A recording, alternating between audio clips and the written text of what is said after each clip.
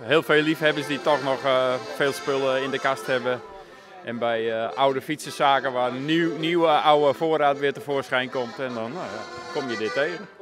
Ja, op rommelmarkten en ja, gewoon via relaties die ik heb met vrienden die ook oude fietsen hebben. Hier is ook al een onderdelenmarkt.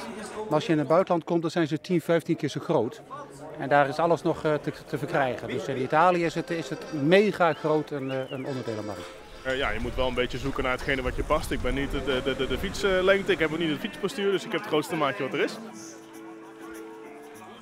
Ja, mooie spullen, kijk die Campiolo spullen uit die tijd hier zo.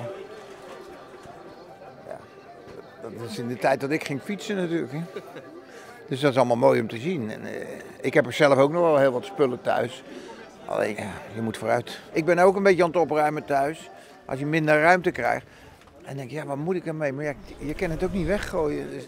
Ja, gelukkig dat er nog veel mensen zijn die op allerlei gebieden de dingen van vroeger, die met veel liefde en plezier ontworpen en gemaakt zijn, ook ambachtelijke dingen, dat dat dan nog gewoon onder de mensen blijft.